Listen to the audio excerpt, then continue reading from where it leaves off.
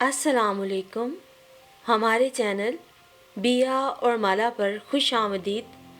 اگر آپ ہمارے اس چینل پر پہلی دفعہ آئے ہیں یا آپ نے ابھی تک سبسکرائب نہیں کیا تو بیا اور مالا کو سبسکرائب کرنا اور بیل آئیکن پریس کرنا ہرگز نہ بھولیں.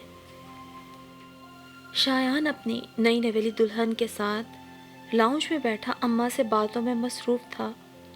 نئی نئی زندگی کا خمار دونوں کے چہروں پہ خوشی بن کے جھلملا رہا تھا. شایان کی باتوں پر عائلہ مسلسل مسکرا رہی تھی اور اماں نظروں ہی نظروں میں دونوں کے کھلتے ہوئے چہروں کی بلائیں لے رہی تھی اور وہ ہمیشہ کی طرح کچن میں سب کے لیے ناشتہ تیار کرنے میں مصروف تھی. لیکن کاموں میں مصروف ہونے کے باوجود اس کے کان ان سب کی گفتگو پہ ہی لگے ہوئے تھے. تم آملیٹ کے لیے پیاز کاٹو، میں آتی ہوں. عالیہ پیاز اور چھری شہناز کے ہاتھوں میں تھما کر کچن سے لاؤنج میں آئی تو لاؤنج میں داخل ہوتے ہی اس نے اپنے بیٹے شایان کا وہ جملہ سنا جو وہ اپنی بیوی سے اماں کے بارے میں کہہ رہا تھا، اور ان الفاظ کو سن کر اماں کے چہرے پر جو کیفیت رقم ہو رہی تھی اس نے ایک پل میں اسے زندگی سے موت کی طرف دھکیل دیا تھا. وہ تیزی سے پلٹ کر دوبارہ کچن میں آ گئی. تم نے کتنی موٹی پیاز کاٹی ہے؟ 100 دفعہ سمجھایا ہے کہ آملیٹ کے لیے پیاز بہت باریک کٹتی ہے. اس نے شہناز کو جھڑک کر اس کے ہاتھ سے چھری اور پیاز لی اور دوبارہ اسے کاٹنے لگی. شہناز نے حیرانی سے اسے دیکھا. عالیہ کا چہرہ سرخ انگارے کی طرح دہک رہا تھا. باجی، آپ کا بلڈ پریشر ہائی ہو رہا ہے، آپ جائیں، میں ناشتہ تیار کر لوں گی. وہ اس سے بہت محبت کرتی تھی. وہ جانتی تھی کہ عالیہ بہت صابر اور شاکر عورت ہے. وہ کبھی کسی پر بلا وجہ غصہ نہیں کرتی. تم اکیلے کتنا کام کرو گی؟ میں آملیٹ بنا لیتی ہوں، تم پراٹھے بنانا شروع کر دو. عالیہ کو اپنی غلطی کا فوری احساس ہو گیا تھا. اس نے دھیرے سے کہا، باجی آپ نے بڑی محنت کی ہے، اب آپ کی بہو آ گئی ہے، چند دن بعد وہ گھر سنبھالے گی اور آپ پھر آرام کیجیے گا. شہناز اس گھر میں بہت عرصے سے کام کر رہی تھی. وہ گھر کی اندرونی باتوں سے کسی حد تک واقف تھی.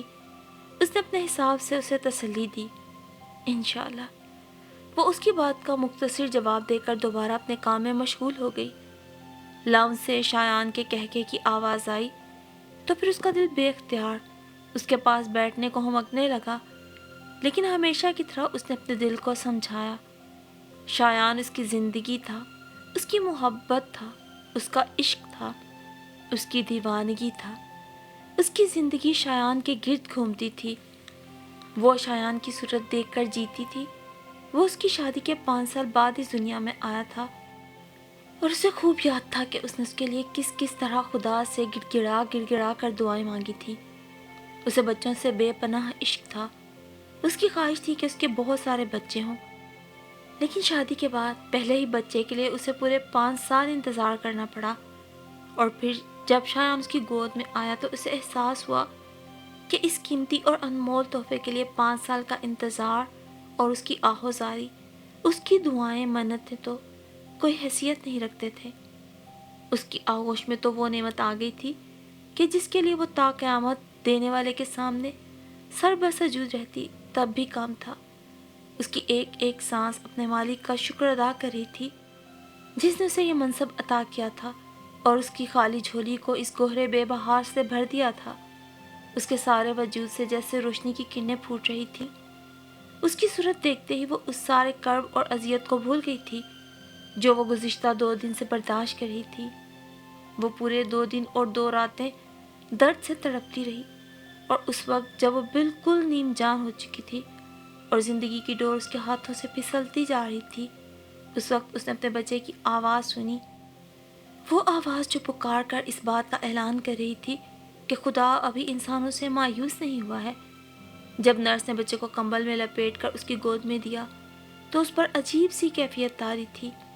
وہ شاید اس دنیا میں نہیں تھی، وہ کسی اور دنیا میں کھوئی ہوئی تھی جہاں ہر طرف رنگوں اور روشنیوں کا میلہ لگا ہوا تھا. بچہ اس کی گود میں تھا. وہ اسے دیکھ رہی تھی کہ اس کی ساس نے بچہ اس کی گود سے لے لیا. میرا بچہ، میرا چاند، میرا شہزادہ، میرا پوتا. अम्मा यानी इसकी सास ने बच्चे को सीने से लिपटा कर बेदरेग मोहब्बत का इजहार करना शुरू कर दिया। उसके दिल में अजीब सी खटक होने लगी और आंखें बेख्तियार भीगने लगी। क्या हुआ, तबीयत तो ठीक है ना? उसकी अम्मी जो 2 दिन और 2 रातों से मुस्तकिल उसके साथ थी जैसे तड़प उठी। कुछ नहीं, मेरा दिल घबरा रहा है। कामरान, थर्मस से यखनी निकाल कर आलिया को दो, कुछ खाओ पियो जभी तो ताकत आएगी। अम्मा ने पोते को सीने से लगाए लगाए हिदायत जारी की तो कामरान का दिल अम्मा की बहू और पोते से मोहब्बत देख के खिल उठा। अम्मा तो पोते की खबर सुनकर अपनी बीमारी भूल गई। जैसे ही पता चला फौरन बिस्तर से खड़ी हो गई।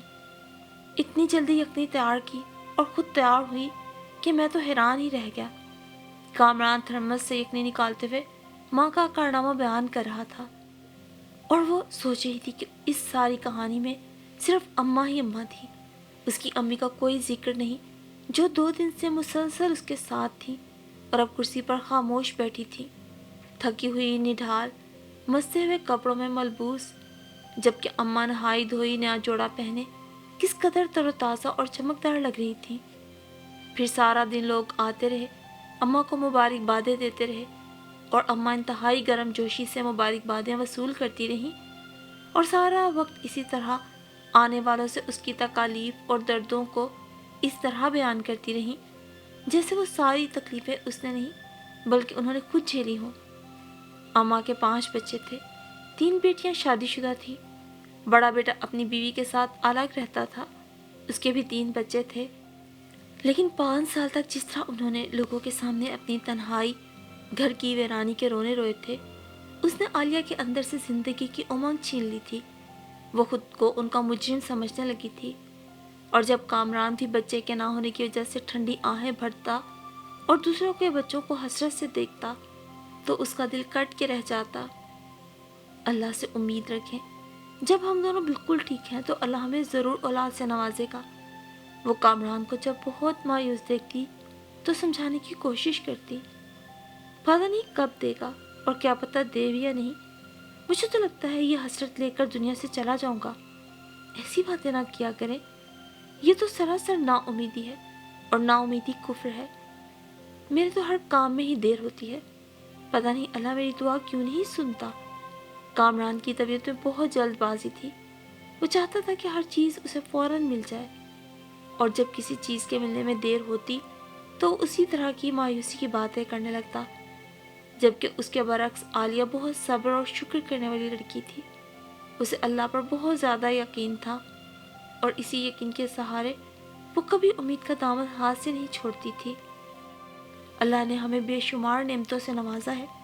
अगर एक नेमत ना भी दे तब भी हमें उसका शुक्र अदा करना चाहिए कि ना जाने इसमें परवरदिगार की क्या मसलहत है।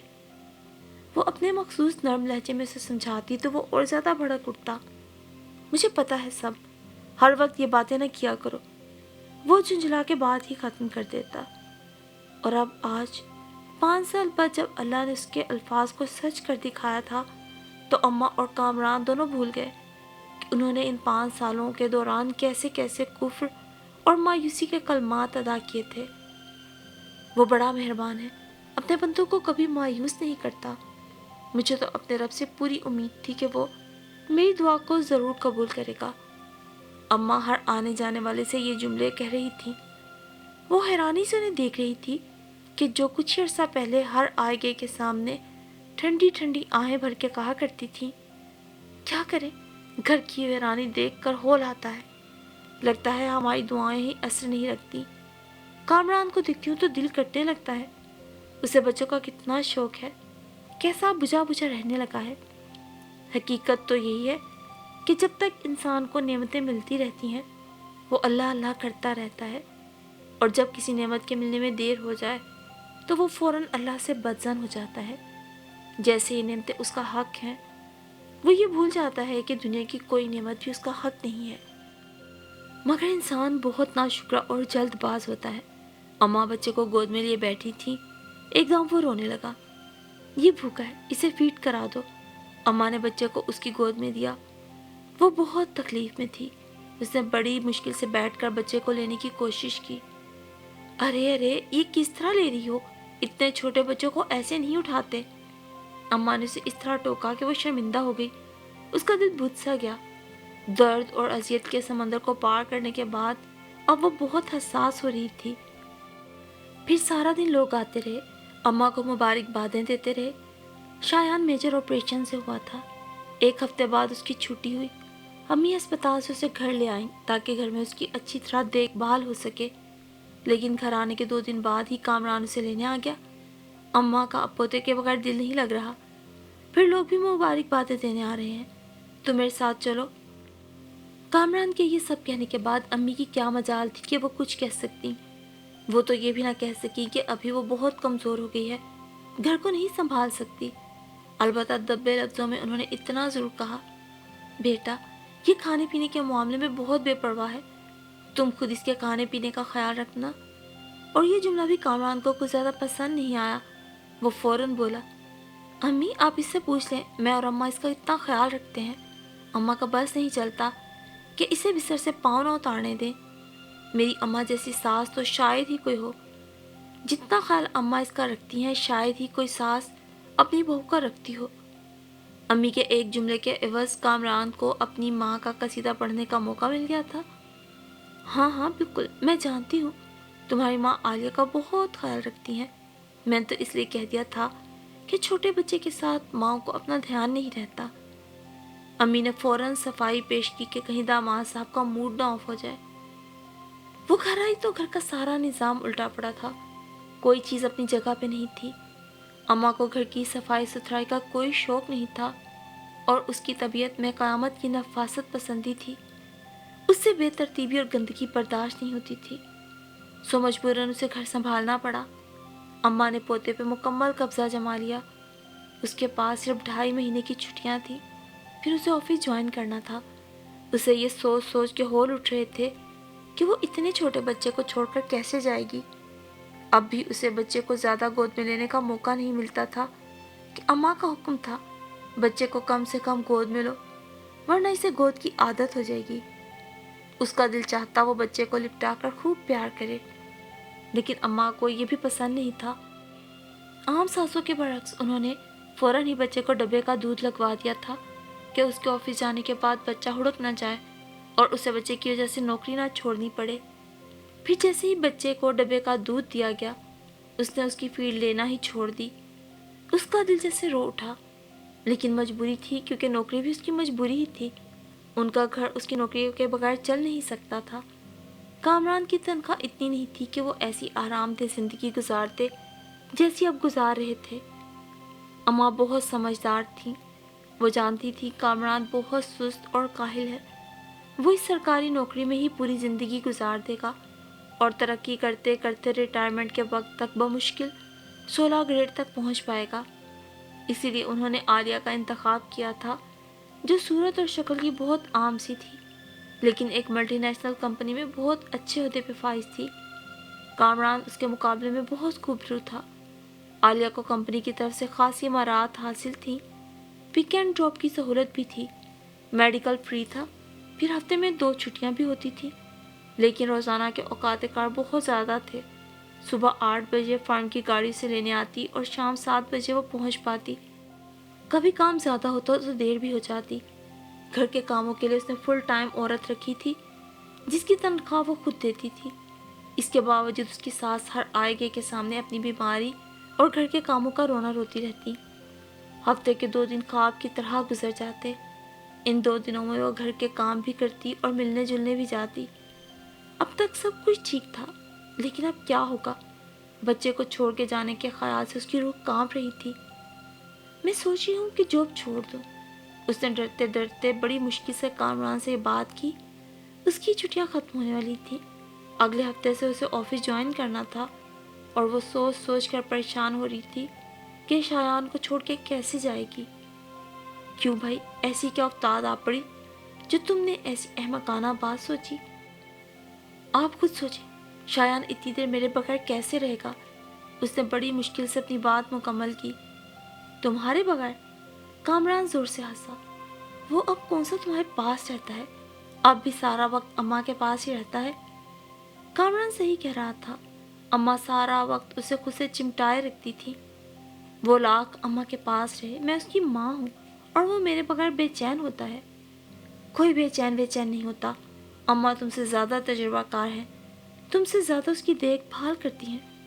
تم نے دیکھا نہیں، تم سے زیادہ وہ اماں کے پاس خوش رہتا ہے۔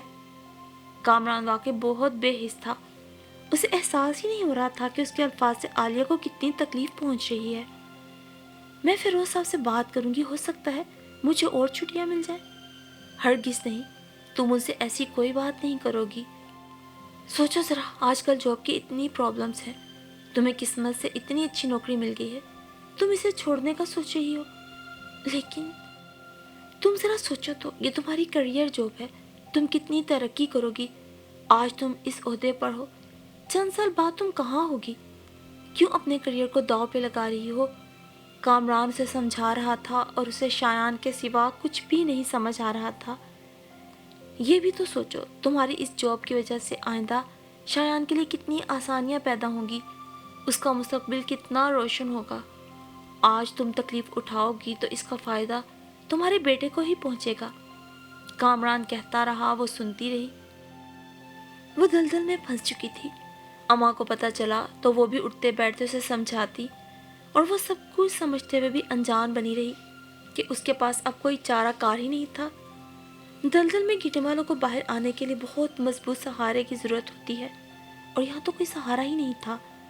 جن کو وہ سہارا سمجھ رہی تھی وہ تو خود اسے دلدل میں دھکیل رہے تھے۔ شایان صرف 2.5 ماہ کا تھا تب اسے آفس جوائن کرنا پڑا، اور وہ صبح سے گھر سے نکلتی تو وہ سو رہا ہوتا، اور شام کو 7 بجے گھر آتی تو اماں کی گود میں ہوتا۔ صاف ستھرا بنا سنورا شایان اس کی گود میں آتے ہی منہ بسوڑنے لگتا۔ اس کا دل کٹ کے رہ جاتا اور اماں خوشی سے باغ باغ ہو جاتی۔ مجھ سے تو ایسا ہل گیا ہے کہ ایک لمحے کے لیے بھی نظروں سے اوجھل ہو جاؤں تو رونے لگتا ہے۔ وہ ہر آنے والے کے سامنے یہی راگ الاپا کرتی۔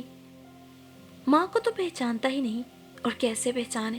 ماں تو صبح سے شام تک آفس میں ہوتی ہے، میں ہی سارا دن اسے سنبھالتی ہوں۔ حالانکہ اب میری ہڈیوں میں بھی دم نہیں رہا، لیکن کیا کروں؟ اور ایسے وقت میں عالیہ بڑی امید سے کامران کی طرف دیکھتی کہ کامران شاید کچھ ایسا کہہ دے جس سے اس کے زخموں پہ مرہم لگ جائے۔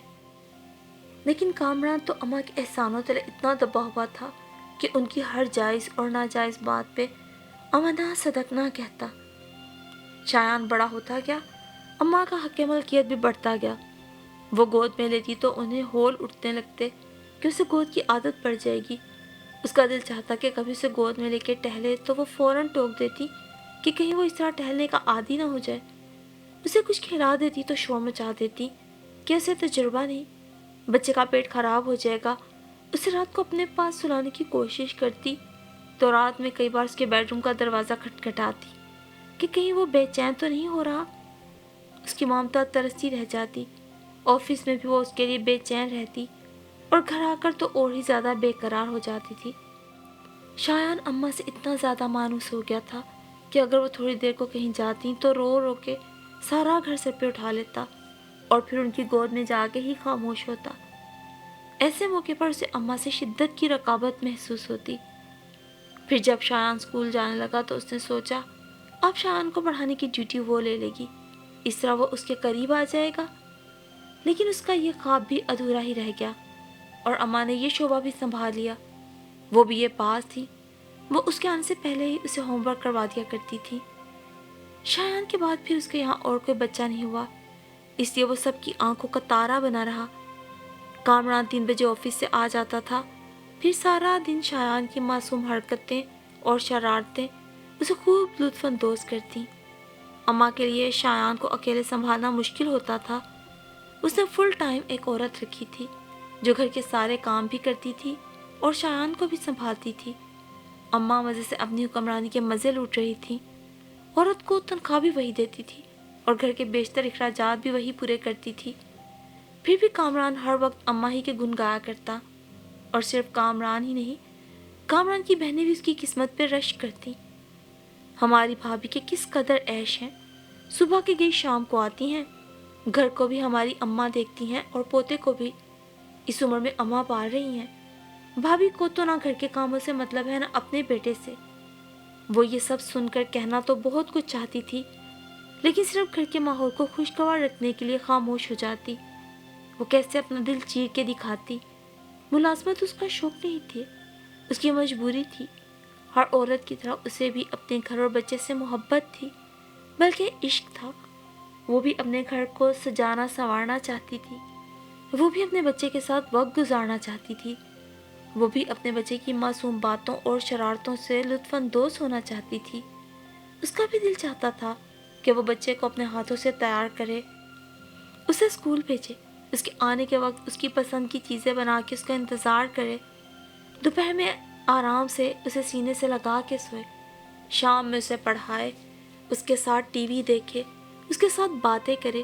لیکن اس کی یہ خواہش اس کی ملازمت کی وجہ سے پوری نہیں ہو سکتی تھی۔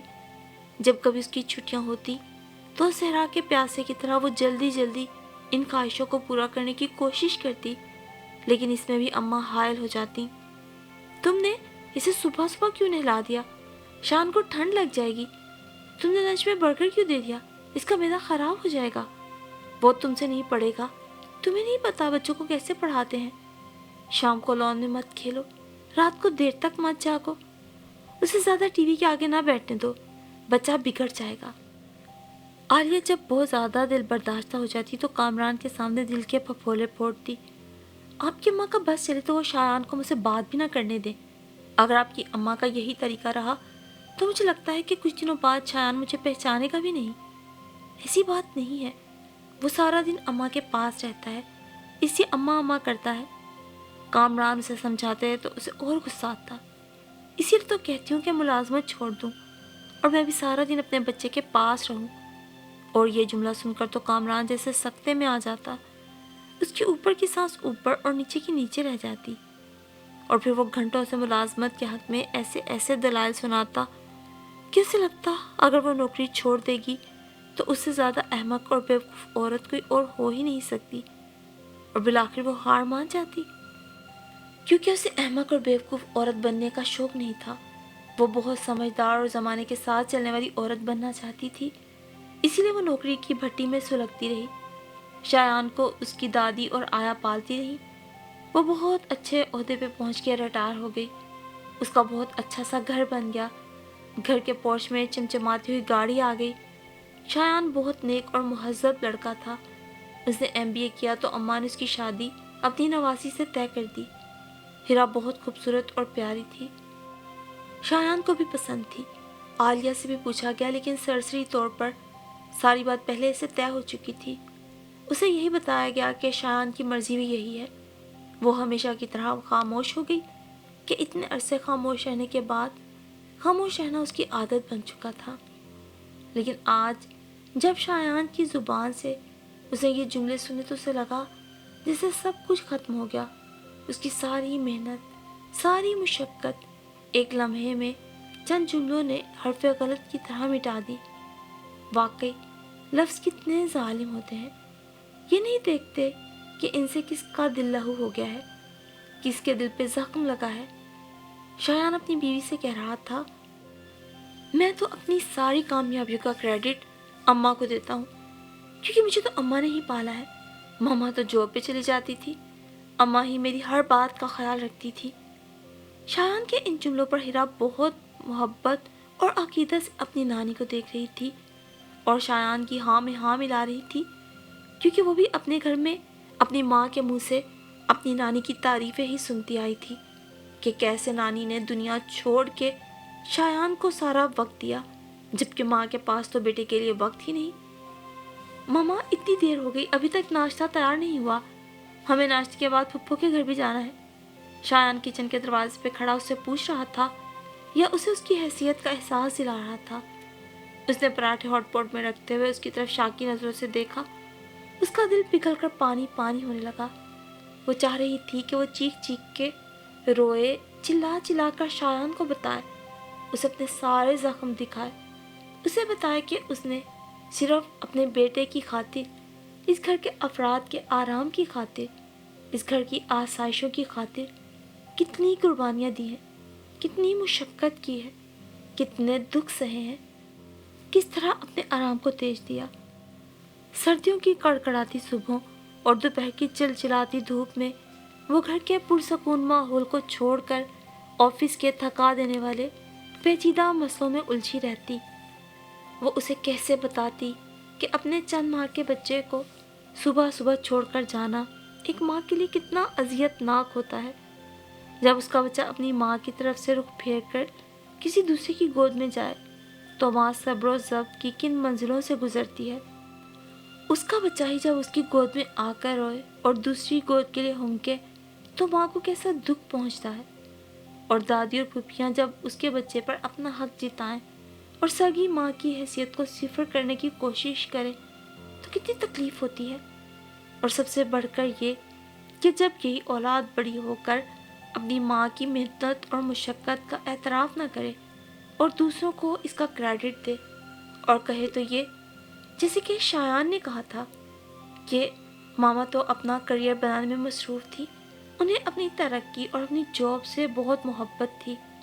اماں ہی تھی جنہیں کسی بھی چیز سے زیادہ مجھ سے محبت تھی، جن کو اپنا کریئر یا کچھ بھی اور عزیز نہیں تھا، اور انہوں نے ہر شے پہ میری ذات کو فوقیت دی تھی، جبکہ مما کے لیے میں کبھی بھی ان کی پرائیورٹی نہیں رہا۔ تو یہ سب سن کر ماں پہ کیا گزرتی ہے۔ وہ یہ سب کچھ کہنا چاہتی تھی لیکن وہ کچھ بھی نہ کہہ سکی، اور وہ کیا کہہ سکتی تھی کہ عورت کو گھر بنانے کے لیے اپنے آپ کو مٹانا تو پڑتا ہی ہے، جبھی تو گھر محبتوں اور خوشیوں کے پھولوں سے مہکتے ہیں۔